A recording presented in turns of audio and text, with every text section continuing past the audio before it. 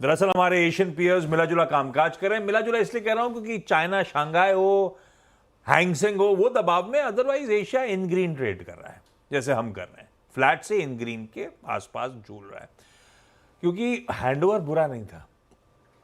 US में भी pen से वहां के मार्केट्स उभरे। कल तीनों बेंचमार्क्स 1.25% गेन्स दिखा रहे थे।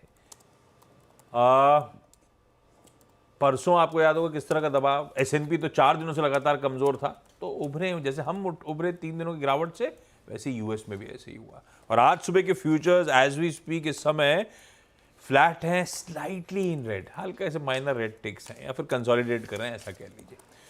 तो हुआ क्या, ये बाउंस बैक के पीछे कोई वैलिड रीजन, कितना भरोसा इस यूएस के बाउंस बैक पे और हमारे लिए एक्चुअल हैंडओवर है कैसा, नीरज जी से जान लिया जाए, बर्थडे बॉय से जान लिया जाए। ये एप्पल ने डिसाइड करा था कि आपकी बर्थडे से पहले ईव पे लेके आएंगे ताकि आप खरीदोगे। मैं यही सोच रहा था कि ये गिफ्ट पैक तो भेज ही देना चाहिए। उनका बेस मॉडल 1 लाख रुपए का है। मूड कैसा?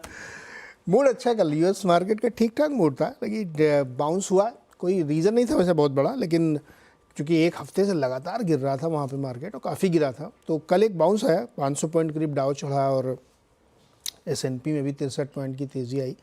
तो अच्छी बात ये थी कि चौतरफा खरीदारी थी, मतलब कोई ऐसा छूटा नहीं था, कोई सेक्टर छूटा हुआ हो, सब जगह थोड़ी थोड़ी बाइंग की। तब हो सकता है बहुत दिनों से लगातार गिर रहा था तो थोड़ी कवरिंग की हो लोगों ने, और दिमाग में वही चल रहा है इस समय कि फेड क्या करेगा, चौथाई करेगा कि 50 करेगा।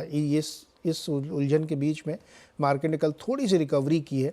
हालांकि जो एसएनपी के चार्ट दिखा रहा है वो बहुत कन्विंसिंग नहीं लग रहा है, क्योंकि वो हर राइज पे सेल टाइप का दिख रहा है, जिग जैग बना हुआ है उसमें।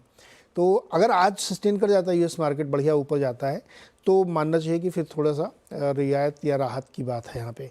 अच्छा, एक चीज़ मैं सुबह भूल गया था, मुझे किसी ने याद दिलाया कि ओरेकल का रिजल्ट आया है, बहुत ही धांसू रिजल्ट है। 8% रेवेन्यू बढ़ा है और ईपीएस $1.32 के एक्सपेक्टेशन सामने $1.39 क्या है। सीधा सौदा में बताना था आपको। एक्चुअली मेरे दिमाग से पिछली बार जब उनके अच्छे रिजल्ट आए तो यहाँ चल रहा था, ओएफएसएस क्या फट गया था एक्चुअली, और बहुत तोड़फोड़ रिजल्ट आए हर पैमाने पर। तो उनका अगस्त क्लोजिंग होता है Q1 का, बहुत अच्छे रिजल्ट आए ओएफएस के। तो देखते हैं भारत के बाज़ारों में इसका हो सकता है असर पड़े। ये एक अलग लीग में चल रहा है, वहाँ के सारे आईटी अलग चल रहे हैं, ओरेकल फाइनेंस एकदम अलग तौर पे चल रहा है। तो ये एक अलग से हाईलाइट यहाँ पे कह सकते हैं आप। मार्केट में बहुत कुछ अभी रीड नहीं करना चाहिए। आज का मार्केट में शाम को देखना चाहिए, अगर आज भी बढ़िया तेज़ी रहती है वहाँ पे, सस्टेन करता है, तो फिर मानना चाहिए कि अब थोड़ा सा रियायत हो गई है। आज सस्टेन कर गया तो, लेकिन फ्यूचर्स दिखा रहे हैं फ्लैट होने वाला है। ऐसा कुछ सस्टेन करेगा उस पर अभी तो क्वेश्चन मार्क है, लेकिन हैंडओवर बुरा नहीं है। एटलीस्ट 1.25% उछले तो वहां के बाजार, तो हैंडओवर ठीक ठाक ही कहूँ, ठीक ठाक, बड़े इवेंट से पहले ठीक ही हैंडओवर है। अब आइए अपने सेटअप पे।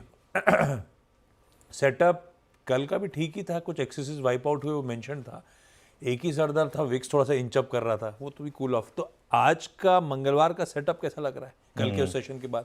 बिल्कुल सेटअप पर आऊँगा मैं, लेकिन नीरज जी ने आज जो भी एक कॉन्वर्सेशन हुई इसमें मुझे 2 स्पॉटलाइट स्टॉक्स दे दिए और रैकल आ गया। उनमें से एक तो रैकल हो ही गया वैसे, क्योंकि मैं चार्ट मिड कैप आईटी में वैसे मैं खोज रहा था एक, और मिल गया। अच्छा, वो मैं बता रहा था 14% ओवरऑल आईफोन प्रोडक्शन का अब इंडिया से हो रहा है, 14%। और 2025 तक दुनिया में जितने भी आईफोन होंगे उसमें से 4 में से 1 इंडिया में होगा, 25%। बहुत बड़ी बात। किसी ने सोचा था मतलब 10 साल पहले? जो लोग पीएलआई स्कीम को क्वेश्चन करते हैं ना, ये मतलब कितना बड़ा एक मूव है। मतलब पूरा ओवरऑल एप्पल के जितने आईफोन है उसका 25% सोचिए इंडिया से आएगा।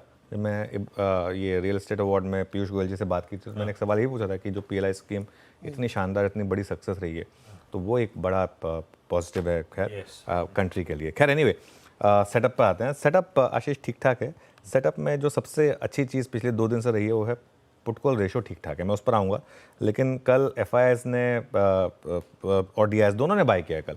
कल डीआईएस के 1700 करोड़ की बाइंग है, एफआईआईएस के करीब 1100 करोड़ की बाइंग है, और वो बार्स आएंगे आपकी स्क्रीन पर। डीआईएस की तो लगातार अब 4 दिन से बाइंग हो रही है, 1 दिन पहले बस वो सेलिंग हुई थी, 5 दिन से एक्चुअली बाइंग हो रही है। एफआईआईएस ने 2 दिन सेलिंग की, अब वापस बाइंग पर आ गए कल।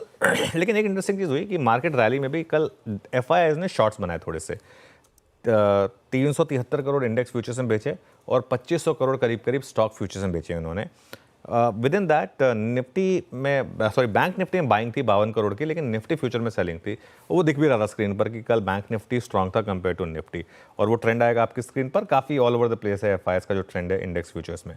लेकिन जो मेन चीज़ है लॉन्ग शॉर्ट, कल 800 लॉन्ग कटे, कुछ ज़्यादा नहीं है, चेंज अनचेंज ही है, लेकिन शॉर्ट एडवांस सिस्टम में 5260। अब वो जो लॉन्ग शॉर्ट था वो धीरे धीरे कम हो रहा है। 72% की पीक थी हमारी सीरीज़ के शुरुआत में, ये ग्राफिकली आपको दिखाई देगा और टेबुलर फॉर्मेट में भी दिखाई देगा। अब 64% पर आ गए हम, और 1.5 लाख कॉन्ट्रैक्ट लॉन्ग रहेगा। जब हमने सीरीज़ की शुरुआत की तो हम करीब करीब 2.5 लाख लॉन्ग कॉन्ट्रैक्ट पर थे। अच्छा, कल ऑप्शंस आंकड़ा बहुत इंटरेस्टिंग था एफआईएस का। कल राइटर्स ने कवर किया है, कॉल राइटर्स ने भी कवर किया, इवन पुट राइटर्स ने भी कवर किया है कल। ये इंटरेस्टिंग है, कॉल राइटर्स देखिए कल 2.5 लाख कम हुए, पुट राइटर्स भी करीब करीब 1.3 लाख कवर हुए। ये बहुत इंटरेस्टिंग हुआ कल निफ्टी बैंक निफ्टी दोनों में। इंडिया विक्स कल नीचे था 7%, ये अच्छी चीज़ है मार्केट के लिए। रैली के बावजूद पुट कॉल रेशो कोई बहुत ज़्यादा ऑप्सीन नहीं हुआ, अभी भी put call ratio oversold zone में है 9.96 पर। 1 के नीचे जब तक रहता है तब तक ओवरसोल्ड माना जाता है। बैन में भी कोई नया स्टॉक ऐड नहीं हुआ, ना कोई स्टॉक बैन से बाहर आया। तो कुल मिलाकर सेटअप जो है हमारा वो पॉजिटिव है मार्केट के लिए, रैली के कंटिन्यूएशन के लिए। सेटअप जो है आजकल एक चीज़ क्लियरली आपको बता रहा है, पिछले 2-3 दिन से एक ट्रेंड बन रहा है। अराउंड 9:45 10 AM पर मार्केट या तो डे हाई बना रहा है, डे लो बना रहा है। आप देखिए फ्राइडे को मार्केट ने 9:45 के करीब डे हाई बनाया था, वहाँ से मार्केट जो पलटा तो उसके बाद दोबारा नहीं हुआ। कल मार्केट ने 9:45 पर एक लो बनाया, वहाँ से जो मार्केट पलटा उसके बाद मार्केट ने घूम के नहीं देखा, कंसिस्टेंटली वे अप। तो इसके लिए आज मेरी स्ट्रैटेजी में मैंने एक स्पेशल चीज़ इंक्लूड की है, 9:45 to 10 AM वाला मूव, वो बहुत क्रूशल हो रहा है आजकल मार्केट के लिए। ना बिल्कुल ठीक है। आइए अब आज की स्ट्रैटेजी पे ही फोकस कर लिया जाए।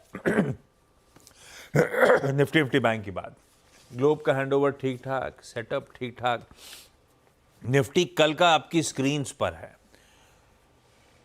24,700 के आसपास हमारा पहला सपोर्ट था, पहला रेजिस्टेंस था 24,900 950 का जोन, वो आपकी स्क्रीन्स पर हाई और लो लगे हुए हैं।